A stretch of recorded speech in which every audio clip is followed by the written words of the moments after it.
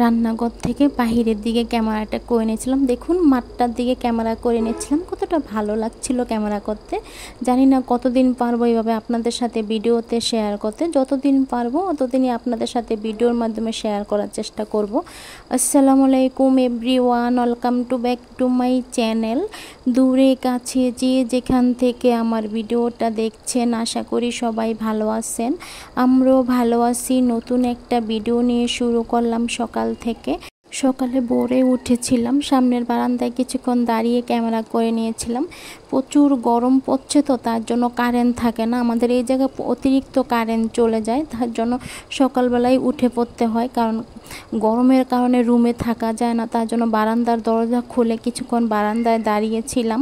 তারপরে of camera নাস্তা তৈরি করে নিয়েছিলাম, তখন আর কোনো ক্যামেরাটা করিনি। আজকে রুটি বানিয়েছি, সাথে আলু ভাজি করে নিয়েছিলাম। অফ ক্যামেরায় আমি রুটিটা বানিয়ে নিয়েছিলাম, রুটি ছেঁকেও নিয়েছিলাম, তখন আর কোনো ক্যামেরাটা করিনি। তার জন্য বলে দিলাম। কাছে দূরে যে যেখান থেকে আমার ভিডিওটা দেখছেন, প্লিজ লাইক দিয়ে ভিডিওটা দেখা শুরু করবেন। আপনারা তো একটা লাইক দিতে ভুলে যান, তার জন্য মনে করিয়ে দিচ্ছি। প্লিজ আমার প্রিয় আপুরা ভাইয়ারা একটা লাইক দিয়ে ভিডিওটা দেখা শুরু করবেন। একটা লাইক দিতে তার কোনো কষ্ট হয় না, একটা লাইক দিয়ে ভিডিওটা দেখা শুরু করবেন। কি বলবো, ভিডিওতে লাইকের সংখ্যা এত কম হয় যে বলার বাইরে, আর কমেন্টের সংখ্যা হয়ে যায় 120 130, মানে এত পরিমাণে কমেন্ট আসে কিন্তু লাইক হয় না ভিডিওতে। আমার মনে হয় আপনারা লাইক দিতে ভুলে যান, তার জন্য আমি মনে করিয়ে দিচ্ছি, প্লিজ একটা লাইক। আমি না কড়াইতে ছোট মাছ নিয়েছি, মলমদি মাছ নিয়েছি। আজকে মলমদি মাছ রান্না করব, তার জন্য মাছেতে আমি লবণ হলুদ দিয়ে দিলাম। আর আরেকটা বাটি দেখতে পাচ্ছেন, বাটিতে আমি আলু কেটে নিয়েছি। একটা আলু আমি চিকন করে কেটে নিয়েছি। আরেকটা বাটিতে আমি টমেটো রেখেছি, ফ্রোজেন করা যে টমেটোটা ছিল আমি ডিপ থেকে নামিয়ে নিয়েছিলাম। আর অফ ক্যামেরা আমি দুন্দুল কেটে নিয়েছিলাম, সাথে দুন্দুল ভাজি করব। পেঁয়াজও কেটে নিয়েছি, যেহেতু সাথে ডাল রান্না করব, তার জন্য আজকে মনে করে রসুনও কেটে নিয়েছিলাম। তা নাহলে দেখা গেছে আমার মনে থাকে না রসুনটা কাটার কথা। তার জন্য দেখুন চুলাতে পাইপ্যানটা বসিয়ে দিয়েছি। পাইপ্যানটা ভালো করে গরম করে নেওয়ার পরে আমি কিন্তু তেল দিয়ে দিলাম। তেলটাও কিন্তু ভালো করে গরম করে নিয়েছি। এখন লবণ হলুদ মেখে রাখা যে মাছগুলা ছিল, মলমদি মাছ, আমি মাছগুলো একটু হালকা করে ভাজি করে নেব। আপনারা কেউ চাইলে নাও ভাজি করে নিতে পারেন, তবে আপনাদের ভাইয়া না এই মাছটা যদি ভাজি করে রান্না করি তাহলে আপনাদের ভাইয়া খেতে পারে। আর যদি ভাজি করা ছাড়া যদি মাছটা রান্না করা হয় তাহলে আপনাদের ভাইয়া মানে প্লেটেই নেবে না খাওয়ার জন্য। তার জন্য কিন্তু আমাকে এই মাছটা ভাজি করেই রান্না করা হয়। আর যে কোনো মানে মাছ বলুন আর মুরগির মাংস বলুন, আপনাদের ভাইয়ার জন্য কিন্তু ভাজি করেই রান্নাটা করতে হয় আমার। দেখুন বন্ধুরা, আমার মাছটা কিন্তু ভাজা হয়ে গিয়েছে। আমি কিন্তু একবারে বেশি কড়া করে মাছটা ভাজবো না, আমি কিন্তু হালকা করে মাছটা ভাজি করে নিচ্ছি। আর সাথে আরেকটা চুলাতে আমি ভাতের পানি বসিয়ে দিয়েছি। আর দেখুন চুলার উপরে কতটা রোদের আলো এসে পড়েছে, মানে পাইপ্যানটার উপরে মানে রোদ এসে পড়েছে, তার জন্য বললাম। আর সাথে একটু বাহিরের দিকে ক্যামেরা করে নিচ্ছিলাম সবার জন্য। মাছ ভাজি করা হয়ে গিয়েছে, কড়াইটা বসিয়ে দিয়েছি, সাথে আমি তেল পেঁয়াজ দুটোটাই দিয়েছিলাম, অফ ক্যামেরায় দিয়েছি, তখন আর ক্যামেরা করতে খেয়াল ছিল না, মনে ছিল না, তার জন্য বললাম।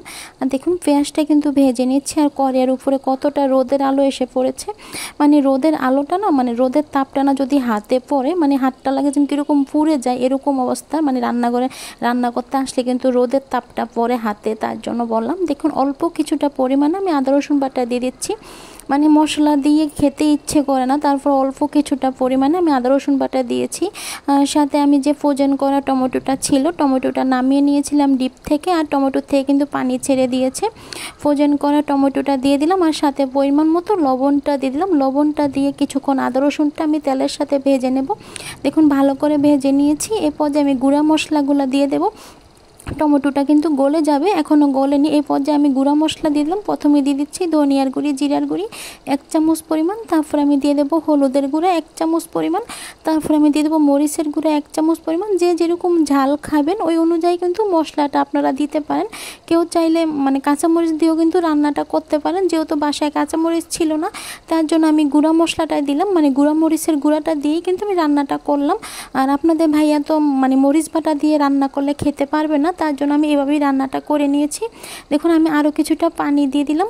ভিডিওর এই পর্যায়ে এসে আবারও বলছি, যদি আমার ভিডিওটা ভালো লাগে প্লিজ ভিডিওটা লাইক দিয়ে দেখে নেবেন, সাথে ভিডিওটা শেয়ার করে দেবেন, সাথে চ্যানেলটা সাবস্ক্রাইবার করে দেবেন।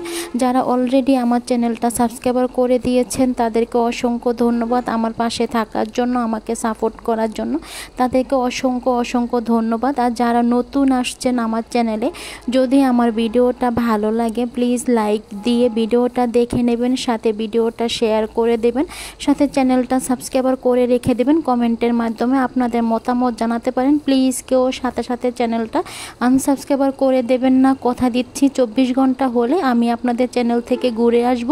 প্লিজ কেউ সাথে সাথে চ্যানেলটা আনসাবস্ক্রাইবার করে দেবেন না। আরেকটা চুলাতে পাইপ প্যান বসিয়ে দিয়ে আমি দুন্দুল ভাজিটা করে নেব। দেখুন দুন্দুল ভাজিটা করে নিচ্ছি। দেখি তো ঢাকনা উঠিয়ে আলুটার কী অবস্থা। আমি তো আলুটা মশলাতে কষানিতে বসিয়েছিলাম। দেখুন আমি সুন্দর মতো আলুটা কষিয়ে নিয়েছি।